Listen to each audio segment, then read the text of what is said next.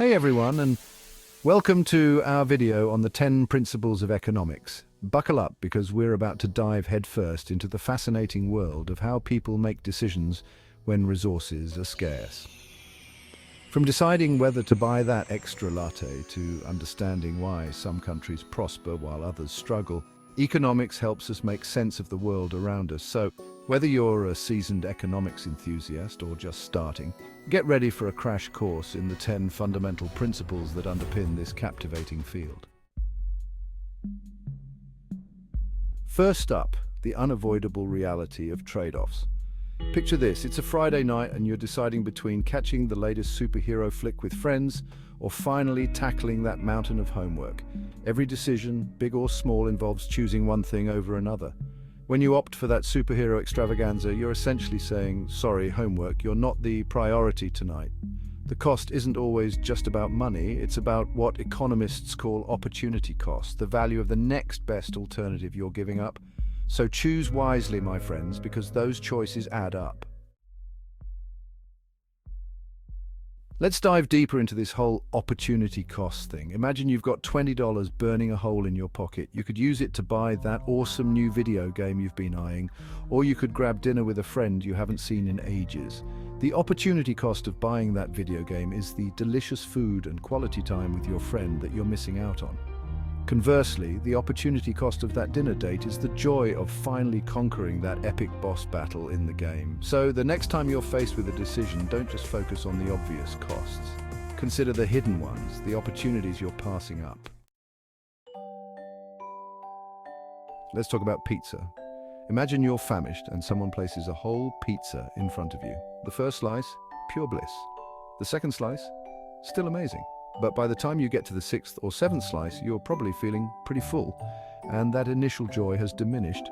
That, my friends, is the law of diminishing marginal utility in action. Each additional slice of pizza brings you less and less satisfaction. Rational people make decisions by comparing the marginal benefits and marginal costs of each choice. Thinking at the margin helps us find that sweet spot where the extra benefit is just worth the extra cost. We humans are a pretty predictable bunch. We respond to incentives like moths to a flame. Incentives are essentially rewards or punishments that motivate us to act in certain ways. Think about it. Why do you study for exams? The incentive of a good grade, reward, is probably a lot more motivating than the fear of failing, punishment.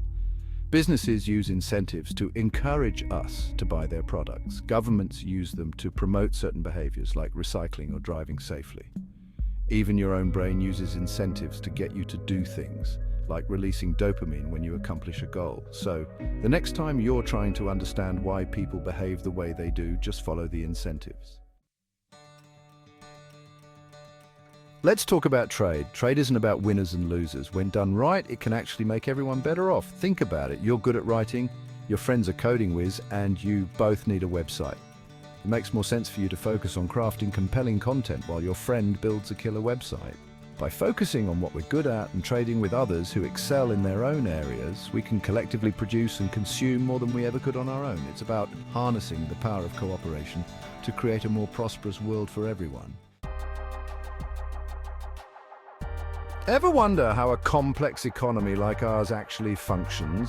It's like a well-choreographed dance with millions of people making individual decisions about what to buy, sell, and produce. Enter the invisible hand of the market. This concept, famously described by Adam Smith, suggests that markets driven by self-interest and competition can allocate resources efficiently without a central planner. The prices determined by supply and demand act as signals, guiding both consumers and producers toward choices that benefit everyone. When markets operate freely and fairly, they can be incredibly effective at allocating resources where they're needed most. Markets are pretty awesome, right? But there are times when governments need to step in and give the invisible hand a little nudge. Remember those market failures we talked about? Things like pollution, monopolies, and public goods?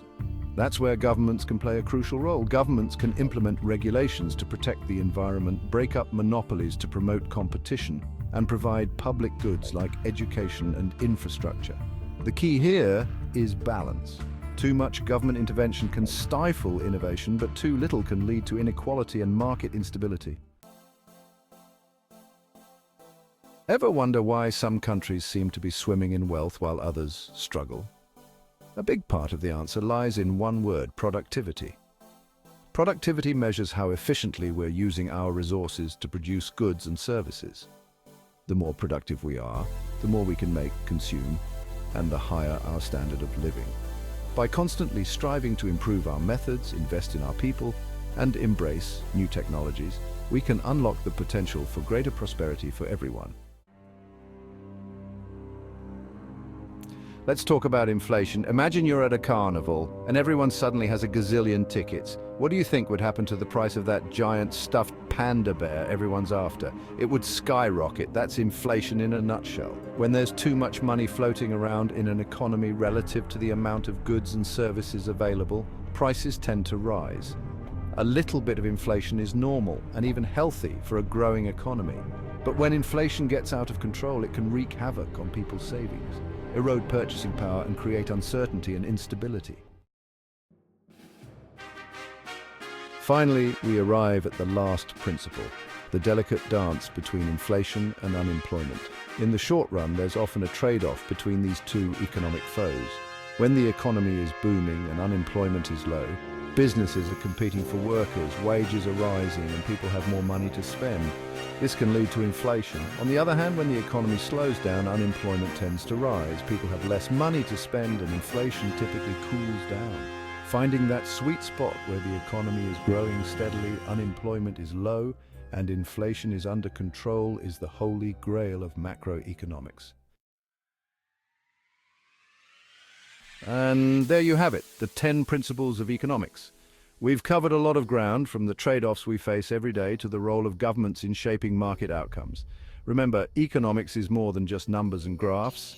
It's about understanding the forces that shape our world, from the choices we make at the grocery store to the policies that govern our global economy. Thanks for watching. We hope you now have a better understanding of the fundamental principles of economics. Don't forget to like, share, and subscribe for more insightful videos.